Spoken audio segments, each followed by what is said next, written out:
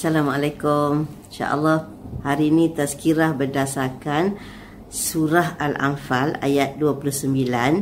A'udzubillahi minasyaitonirrajim. Ya ayyuhalladzina amanu in tattaqullaha yaj'al lakum furqana wa yukaffir ankum sayyi'atikum wa yaghfir lakum wallahu dzul fadlil azim. Sadaqallahul azim.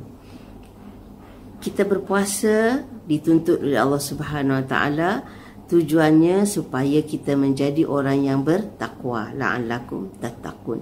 Jadi apabila kita bertakwa, apakah yang Allah akan berikan kepada kita? Ya ayyuhallazina amanu in tattaqullaha yaj'al lakum furqana. Yang pertama Allah sebut dalam ayat ini, sekiranya kamu bertakwa, Allah jadikan untuk kamu furqan. Apa dia furqan? Furqan ni pada asalnya pembeza antara dua perkara. Jadi merujuk kepada ayat ini, kata Al-Alusi, terdapat 5 pendapat mufassirin maksud furqana di sini, iaitu pertama, hidayah dan cahaya dalam hati mukmin, dalam hati orang bertakwa itu, yang mana dengannya mereka dapat membezakan antara kebenaran dan kebatilan. Hidayah wa nur, ya, hidayah dan cahaya dicampakkan dalam hati mukmin supaya dia dapat membezakan antara kebenaran dan kebatilan. Yang kedua, pertolongan ataupun dokongan yang daripada Allah Subhanahu wa taala dengan memuliakan orang yang beriman dan menghina orang yang tidak beriman. Maknanya furqan di sini artinya Allah menurunkan pertolongan sehingga dapat dibezakan orang yang beriman dengan tidak beriman, di mana orang yang beriman mendapat kemuliaan, orang yang tidak beriman mendapat kehinaan. Yang ketiga, furqana bermaksud kejayaan di dunia dan di akhirat. Yang keempat, furqana bermaksud jalan keluar daripada syubhah, maknanya daripada kekeliruan. Artinya dia lebih kurang yang pertama lah, maknanya orang bertakwa itu dia dihilangkan keraguan dalam dirinya, dalam hatinya, ya. Jadi tak adalah serabut, tak adalah keliru, tak adalah ragu-ragu. Itu maksudnya makhrajan minasyubhah. Dan yang kelima, Allah berikan kemenangan, ya, sehingga dakwah dan urusan orang yang beriman ini, orang bertakwa ini tersebar di kalangan masyarakat, ya. Jadi itu antara maksud furqana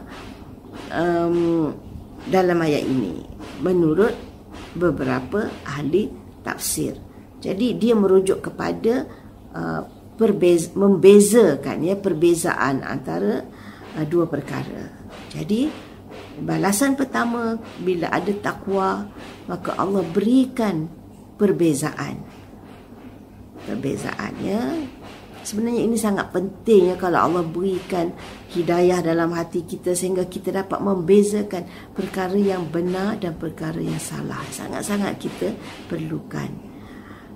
Bukan itu saja, wa yukaffir ankum sayyi'atikum, dan Allah kafarahkan kejahatan-kejahatan kamu atau dosa-dosa kamu. Apa maksud kafarah di sini? Maksudnya Allah tutup dosa kita di dunia ini. Maksudnya Allah tutup keaiban kita. Semua kita berdosa, ya, tapi kenapa orang tak tahu dosa kita? Kenapa orang tak nampak kesalahan kita? Kerana Allah yang menutup. Jadi salah satu janji untuk orang bertakwa ialah kesalahannya ditutup oleh Allah Subhanahu wa taala. Wa yaghfir lakum, dan yang ketiga, Allah ampunkan kamu. Ini di akhirat, ya. Jadi di dunia orang kesalahan kita ditutup, di akhirat nanti kita diampunkan. Bila diampunkan, maknanya kita akan terlepas daripada seksa. Itulah besarnya, ya, ganjaran untuk orang yang bertakwa yang Allah janjikan dalam ayat ini. Dan Allah akhiri dengan wallahu dzul fadlil azim, dan Allah mempunyai kurnia yang sangat besar. Kerana apa? Yang dapat memberikan kurniaan hanya Allah Subhanahu Wa Taala. Al-fadlu itu minallah, daripada Allah sahaja. Ya, selain daripada Allah, kalaupun dia dapat mengurniakan sesuatu, kerana Allah yang dorong hatinya untuk memberikan sesuatu itu. Jadi asal kurniaan itu adalah daripada Allah Subhanahu Wa Taala. Selain daripada itu, kalau seseorang makhluk memberikan kita sesuatu, dia tidak boleh elak daripada mendapat manfaat daripada kurniaannya itu.